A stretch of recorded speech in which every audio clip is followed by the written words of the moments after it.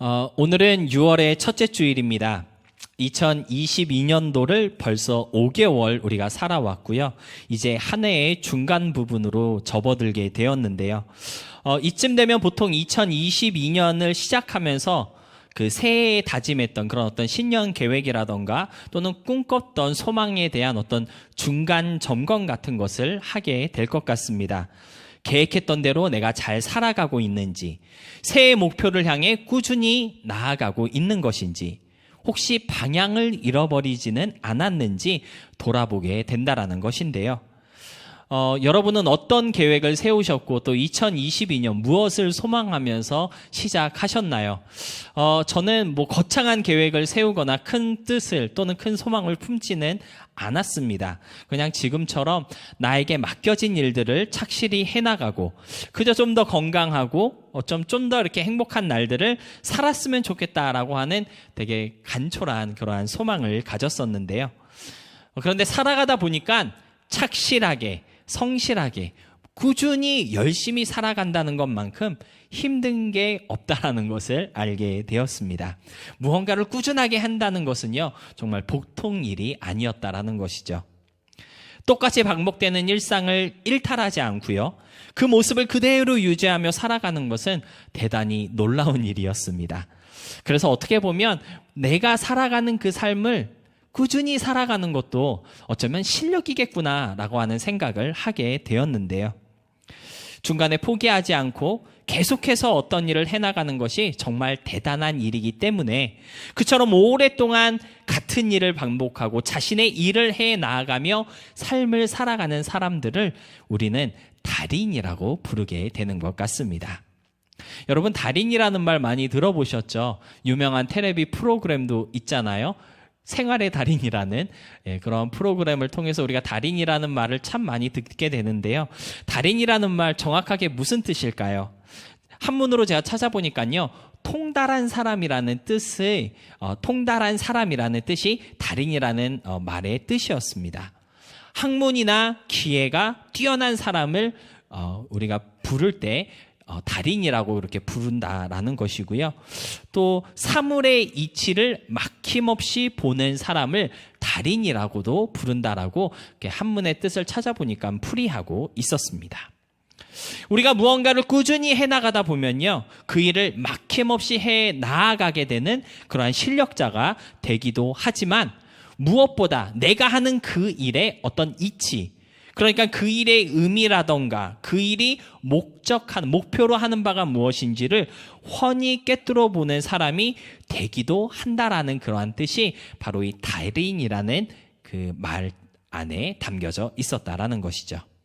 그래서 우리는 달인이라 불리는 사람을 정말 대단하다 이렇게 칭찬하면서 존경하게 되는 것 같습니다. 그런데 여러분, 아무나 달인이 되는 것은 아닌 것 같습니다. 달인이 되기 위해서 꼭 가져야 하는 어떤 한 가지 자세가 있는 것 같은데요. 그것이 무엇이냐면 바로 인내입니다. 인내하는 사람만이 달인이 될 수 있다는 것을 아마 모르는 사람은 없을 텐데요. 반복되는 일상, 계속되는 그 같은 일들을 참고 견디며 부딪혀 나가는 사람만이 그 일에 익숙해지게 되고 막힘없이 해나가는 실력을 쌓을 수 있게 되는 것이고요. 그러한 과정을 통해서만 달인의 경지에 이를 수 있는 것입니다. 제가 한국 나이로 16살, 그러니까 미국 나이로는 한 15살쯤 됐을 때 한국에서 장판 까는 일을 배울 기회가 있었는데요. 그때 저에게 그 일을 가르쳐 주시던 분이 이미 장판 까는 일에 있어서는 달인의 경지에 이르렀던 그런 분이셨습니다. 그 달인에게서 장판뿐만 아니라 타일도 깔고 아무튼 바닥 공사에 관련된 전반적인 일들을 배울 수 있었는데요. 그런데 한 달 동안 열심히 배우다가 어느 정도 시간이 좀 지나다 보니까 그 일이 지루해지기 시작하더라고요. 힘도 많이 들었습니다. 그리고 작업의 특성상 새로 짓는 집이나 또는 빌딩이 아닌 경우에는 이 바닥을 공사하는 일이다 보니까 보통은 사람이 빠지는 저녁 시간이나 또는 아예 밤 늦게 그렇게 공사를 하는 경우가 많았는데요. 어릴 때 저는 친구들하고 노는 게 너무 좋았기 때문에 그 황금 같은 저녁 시간에 일을 하고 있는 것이 너무 싫었습니다. 그래서 이런저런 핑계를 대고 일을 안 나가기도 했었고요. 그 일을 배우는 것에 인내를 갖지 못하고 소위 세상 말로 농땡이를 필 때가 많이 있었는데요. 그러다가 이제 미국에 오게 되면서 그 일을 그만두게 되었습니다. 그런데 우연히 생활의 달인이라고 하는 그 TV 프로그램의 한 장면을 보게 됐는데요. 거기에 장판의 달인이 나오더라고요. 제가 아는 분은 아니었지만 아무튼 그 장판과 관련된 달인이 나왔다 그래서 조금 반가운 마음에 길지 않은 동영상을 보게 되었는데요. 거기에 나오는 그 달인의 경력은 무려 28년이나 되었다라고 그렇게 소개하고 있었습니다. 그러면서 달인만이 가지고 있는 그 장판 공사의 어떤 노하우라던가 여러 가지 실력을 이렇게 보여주었는데요. 그 달인을 이렇게 보면서 제가 그런 생각이 들더라고요. 28년이라는 시간 동안 자야 할 시간에 자지 못하고 쉬어야 할 시간에 쉬지 못하고 남들 다 놀 때 놀지 않고 그렇게 인내하며 한 가지 일에 집중하였기 때문에 달인이 될 수 있었구나. 제가 그 일을 배워봤기 때문에요. 그 일의 어떤 애로사항 같은 것을 조금 알다 보니까 다른 달인들보다 그 장판의 달인이 정말 대단하다 이렇게 저에게 다가왔던 것 같습니다. 여러분, 어떤 일에 달인이 된다고 하는 것은요, 한 가지 일에만 집중해서 되는 것은 아닌 것 같습니다. 반복되는 그 일을 계속해서 해 나아가는 인내가 필요하고요. 쉬고 싶고 자고 싶고 놀고 싶은 마음을 절제하는 자세도 필요합니다. 하고 싶은 거 다 하면서 놀고 싶은 거 다 놀면서 어떻게 달인이 될 수 있습니까? 장판 까는 일뿐만 아니라 우리가 살아가는 삶의 모든 부분에서 무언가를 잘하기 위해서는요, 이처럼 인내하고 절제하는 자세가 필요하다라는 것이죠. 공부도 그렇고요, 직장 생활도 그렇고 무엇보다 신앙생활도 마찬가지입니다. 죄의 달콤한 유혹에서 멀어지기 위해 또는 죄의 욕망을 절제하기 위해서 우리는 부단히 노력해야 하고요. 그러한 죄를 범하고 싶어하는 그런 마음을 절제하고 인내하는 그 자세를 통해서만 우리는 어떤 신실한 신앙의 모습을 가질 수 있게 되는 것 같습니다. 하나님과의 끊임없는 교제로 나아가기 위해서 반복되는 신앙의 자세들을 꾸준히 해 나아갈 수 있는 인내의 모습이 필요하다라는 것이죠. 이러한 모습들을 통해 우리는 성숙한 그리스도인이 되어가게 된다라는 것인데요. 그러한 의미에서 오늘 본문으로 함께 읽은 로마서 15장에서도 믿음이 강한 사람을 인내하는 사람이라고 표현하고 있는 것입니다. 제가 PPT로 준비하지는 못했지만 로마서 15장 1절에는 이렇게 쓰여져 있습니다. 제가 대표로 한번 읽어보도록 하겠습니다. 믿음이 강한 우리는 마땅히 믿음이 약한 자의 약점을 담당하고 자기를 기쁘게 하지 아니할 것이라.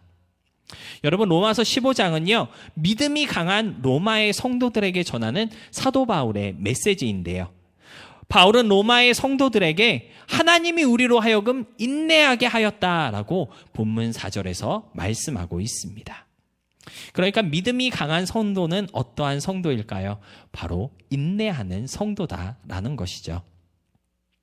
세상 일에 있어서도 인내하는 사람만이 달인이 될 수 있는 것처럼 믿음에도 인내하는 사람만이 믿음이 강한 성도, 믿음의 어떤 달인이 될 수 있다고 오늘 성경은 우리에게 말씀하여 주고 있는 것입니다. 그래서 저는 오늘 이 시간을 통해 인내하는 성도에 대해서 함께 생각해 보려고 하는데요. 인내는 무엇인지, 어떻게 인내해야 하는지, 인내의 유익함은 무엇인지 함께 알아보길 원하고요. 이를 통해 하나님께서 우리에게 주시고자 하는 것은 무엇인지 함께 묵상해 보도록 하겠습니다. 첫 번째로 인내란 무엇일까요? 인내가 무엇인지 알아보기 전에 언제 인내해야 하는지에 대해서 먼저 생각해 봐야 할 것 같은데요. 보통 인내라고 하는 말을 우리가 들을 때 이렇게 같이 연상돼서 떠오르는 단어들이 몇 개가 있는 것 같은데요. 짜증, 분노, 화냄, 이런 부정적인 감정들을 참아내는 행위로 우리는 인내라는 단어를 이해할 때가 많은 것 같습니다. 그러니까 우리가 언제 인내해야 하는 것이냐면요. 짜증이 날 때 인내해야 하고요. 화가 날 때 또는 분노하게 될 때 인내할 수 있어야 한다라는 것이죠. 여러분은 일상에서 언제 가장 많이 짜증이 나고 또 화를 느끼고 계십니까? 운전하는 시간이 많으신 분들은요, 갑자기 내 앞에 끼어드는 그런 예의 없는 다른 운전자들 때문에 짜증날 때가 많으실 것이고요. 직장 생활 하시는 분들은 어쩌면 시도 때도 없이 잔소리 하시는 사장님이라던가 또는 직장 동료들, 상사 때문에 짜증나고 화가 날 때가 많으실 것 같습니다. 가정에서 아이들을 돌보며 여러 가지 가사일로 바쁘게 하루를 보낼 때에도 가끔 짜증과 분노가 차오를 때가 있는데요. 해도 해도 끝이 없는 집안일들, 치워놓으면 금방 어질러 놓는 아이들 때문에 분노의 감정을 느낄 때가 한두 번이 아니었을 것입니다. 한 열흘 전에 사모가 쓸개를 제거하는 수술을 받아서 옴짝달짝 할 수 없게 되었습니다. 지금은 조금 나아져서 어느 정도 움직일 수 있는데요. 그런데 수술 받고 한 일주일 정도는 그냥 정말 아무것도 하지 못하고 거진 누워 있다시피 그렇게 지내고 있었는데요. 그래서 제가 어쩔 수 없이 청소도 하고 아이들 밥도 해서 먹이고 아파하는 사모 수발까지 들면서 그렇게 일주일을 살아봤는데 새삼 어머니라고 하는 존재, 아내라고 하는 그 존재의 위대함을 느낄 수 있었습니다. 집안일이라는 것이요, 제가 해보니까 정말 해도 끝이 없더라고요. 밥 먹고 돌아서면 점심에는 뭘 먹어야 할지, 또 점심 먹고 돌아서면 저녁은 뭘 해야 할까, 정말 끊임없는 고민이 바로 밥 준비하는 고민이었습니다. 짜증이 안 날 수가 없었고요. 화가 안 날 수가 없는 그러한 상황이 계속 반복되었는데 그걸 매일같이 하내는 그런 엄마라는 존재, 아내라는 존재, 얼마나 위대해 보이던지 새삼 느끼게 되었습니다. 그래서 일주일에 엄마 체험을 한 뒤에 속으로 그런 다짐을 했습니다. 앞으로는 나도 열심히 해야겠다. 같이 도와줘야겠다. 가사 일을 감당해야겠다. 어떤 그러한 각오를, 그러한 생각을 하게 되었는데요. 일상을 살아가는 모든 순간 또는 모든 상황이 어쩌면 우리를 분노하게 하고 또 짜증나게 하는 그러한 기회들일 것 같은데요. 그런데 짜증나는 그 모든 순간들을 인내의 기회로 삼는 사람들이 바로 그리스도인들이라고 말할 수 있습니다.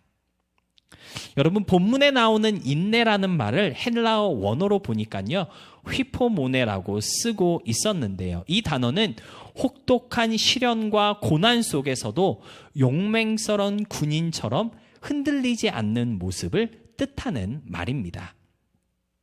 그러니까 성경에서 말씀하고 있는 인내라고 하는 것은요, 그냥 단순히 이렇게 참아내는 그러한 모습, 그 이상의 의미를 포함하고 있다라는 것이죠. 짜증나고 분노하게 하는 그 상황을 단순히 참아내는 것이 아니라 그 부정적인 감정들과 싸워나가는 모습, 그럼으로써 평정심을 잃어버리지 않고 흔들리지 않겠다는 어떤 결단 같은 것을 오늘 성경은 인내라고 부른다라는 것입니다. 여러분, 인내하기 위해서는요, 부정적인 감정들과 용맹스럽게 맞설 수 있어야 합니다. 부정적인 감정을 이기는 어떤 선한 감정, 선한 생각들로 흔들리지 않도록 나를 붙잡을 수 있어야 한다라는 것인데요. 그런데 짜증나는 상황 속에서 그러한 선한 감정을 갖는다는 것이 말처럼 그리 쉽지 않다는 것을 이미 우리 모두는 잘 알고 있는 것 같습니다. 이에 대해 19세기에 저명한 성경학자이었던 리차드 찰리 헨리 링스키라고 하는 성경학자는요, 이 본문에 나오는 인내라는 단어의 의미를 단순히 용맹스럽게 맞서 쌓아가고 흔들리지 않는 모습뿐만 아니라 하나 더 나아가서 본문에 나오는 인내라는 단어의 의미를 약한 자들의 약점을 돌보아주는 자들에게 필요한 덕목이라고 그렇게 해석하고 있었는데요. 부정적인 감정들로 인내할 수 없을 때 선한 감정과 생각으로 맞서기 위해서는 약한 자들을 도와준다라고 하는 그러한 마음을 가져야 한다라는 것입니다. 린스키의 이러한 해석은 어떻게 보면은 본문의 흐름과도 딱 맞아떨어지는 해석이라고 할 수 있을 텐데요. 본문 4절에서 사도 바울이 인내를 언급하고 있는 것은 앞서 있는 1절로 3절의 말씀을 보면요, 믿음이 강한 사람이 믿음이 약한 자들을 섬기기 위해서 필요한 인내를 알려주기 위해서 오늘 본문에서 인내를 언급하고 있는 것이기 때문입니다. PPT로 준비는 하지 못했지만 로마서 15장 1절로 2절의 말씀 함께 보겠습니다. 믿음이 강한 우리는 마땅히 믿음이 약한 자의 약점을 감당하고 자기를 기쁘게 하지 아니할 것이라. 우리 각 사람이 이웃을 기쁘게 하되 선을 이루고 덕을 세우도록 할지니라.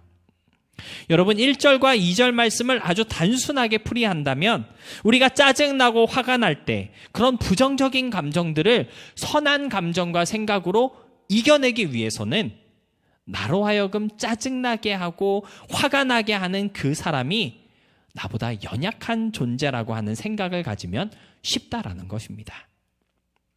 나보다 부족한 사람이야, 나보다 연약한 사람, 나의 도움이 필요한 사람이다 라고 하는 생각을 갖게 되면 나의 기쁨을 구하지 않게 되고요, 저 사람을 도와주자, 저 사람을 생각해 주자 라고 하는 생각을 갖게 되어서 모든 상황과 순간 속에서 인내할 수 있게 된다라는 것이죠. 실제로 제가 아는 어떤 분은요, 누군가 자기한테 막 화를 내거나 또는 짜증나게 할 때 그런 생각을 하신다고 하더라고요. 얼마나 대우를 받지 못했으면 이러는 것일까? 얼마나 부족했으면 나한테까지 이렇게 할까? 자신에게 분노를 표현하면서 화를 참지 못하는 그러한 사람들을 대할 때마다 그들을 불쌍히 생각하고 가련한 마음으로 생각하다 보니까 모든 사람들을 대할 때 인내할 수 있었고 오히려 도와주고 싶다는 생각까지 들게 된다고 제가 아시는 어떤 분은 그런 말씀을 하신 적이 있었습니다. 여러분, 부정을 이기는 힘은요, 선한 마음밖에 없습니다. 불쌍히 여기고 가련하게 여기며 오히려 도와주고 싶다라고 하는 그러한 마음을 가지게 된다면 모든 순간 모든 상황 속에서 인내하게 된다고 오늘 본문은 알려주고 있다라는 것이죠. 한편으로 더 나아가서 믿음 있는 우리가 인내하며 참아낼 때 본문은 믿음이 연약한 자들의 약점이 보완되고요, 믿음 없는 사람들에게 믿음의 덕을 끼치게 된다고 말씀하고 있습니다. 여러분, 단순히 화를 참고 또는 상대방을 불쌍히 여기기만 하는 것은요, 세상 사람들도 할 수 있습니다. 공덕을 쌓는다는 말 들어보신 적이 있으시죠? 공덕을 쌓는다는 말 무슨 뜻일까요? 착한 일을 쌓는다라는 뜻입니다. 공동체에 필요한 덕을 이어간다라는 뜻인데요, 그러한 생각을 가지고 인내하면서 선하게 행동하려고 하는 사람들, 믿지 않는 사람들 가운데도 이미 많이 있다라는 것이죠. 그런데 그리스도인들의 인내는요, 그것보다 한 발자국 더 나아가는 인내이어야 한다라는 것입니다. 우리의 인내를 통해 믿음이 연약한 자들의 믿음이 강해지게 되고 선을 이루며 믿음의 덕을 끼칠 수 있어야 한다라는 것인데요. 세상 사람들의 인내는요, 자신을 위해 인내하는 것이지 상대방을 위해 하는 인내는 아닙니다. 공덕을 쌓는다고 그 순간을 참아낸들 짜증내고 화가 가득한 그 상대방이 변화되지는 않는다는 것이죠. 하지만 믿음의 인내는요, 상대방을 변화시키고 성장시키는 인내이어야 한다라는 것입니다. 단순히 참아내는 것 이상으로 상대방의 마음을 이해하고 그들의 연약함을 함께 감당하는 자세로 나아가는 것, 그로 인해 선을 이루는 것이 그리스도인의 인내다라는 것입니다. 믿음의 덕이라는 표현을 제가 사용했는데요, 믿음의 덕이 무엇일까요? 덕을 세우라는 오늘 본문의 본문의 그 표현을 헬라어 원문으로 보면요, 프로스 오이코노멘이라고 쓰여져 있는데요. 원래 이 단어의 뜻은요, 집을 세우다라는 의미를 가지고 있다고 합니다. 그런데 본문에서는 사람들로 하여금 지혜와 사랑, 은혜와 거룩에 이르도록 믿음의 성장을 촉진케 하는 행동을 가리키는 의미로 쓰여져 있다고 어떤 주석은 풀이하고 있었는데요. 여러분, 그리스도인의 인내는요, 상대방의 마음속에 사랑과 은혜, 거룩에 대한 갈망을 심어주는 인내여야 한다라는 것입니다. 그리스도인의 인내를 보면서 나도 저 사람처럼 상대방을 고려하고 아끼며 뭔가 상대방을 사랑할 수 있는 그러한 성숙한 사람이 되고 싶다라고 하는 선한 갈망을 가지게 하는 것, 그것이 바로 믿음의 덕이다라는 것입니다. 그렇다면 이쯤에서 우리는 한번 질문해 봐야 할 것 같습니다.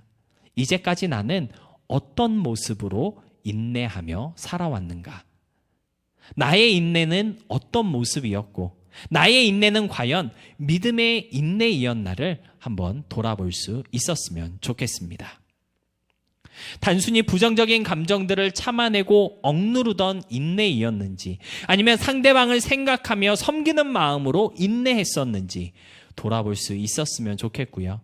나의 인내를 통해 믿음의 덕이 세워졌는지 생각해 볼 수 있었으면 좋겠습니다. 기독교 교육 상담학자로서 유명한 데이비스 폴리슨이라는 분이 있는데요. 그분이 쓴 책 중에 악한 분노, 선한 분노라고 하는 책이 있다고 합니다. 그 책에서 데이비스는요, 이런 말을 했는데요. 분노는 겉으로 보기에 즉흥적인 것 같지만 사실은 내면에 깊이 박힌 뿌리에서 흘러나오는 지속적인 나쁜 습관이다.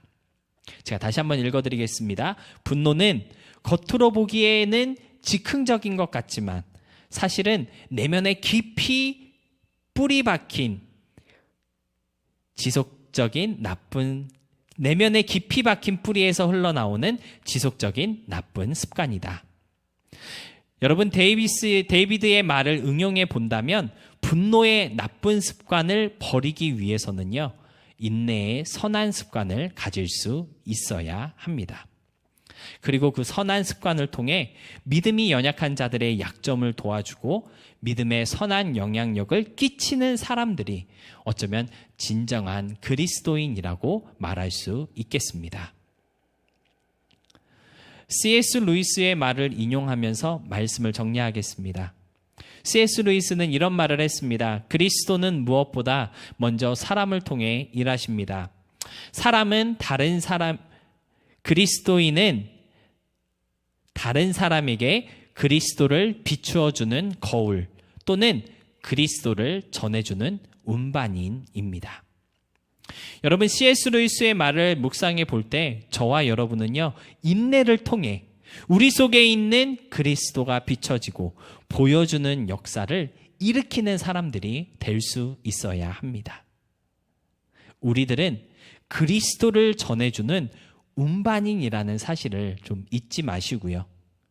인내라는 단순한 삶의 모습과 선한 습관을 통해서 복음이 보여지고 전달되는 복된 삶을 살아가는 진정한 그리스도인의 모습을 갖추는 그러한 저와 여러분, 우리 모두가 될 수 있기를 진심으로 소망하며 축복합니다.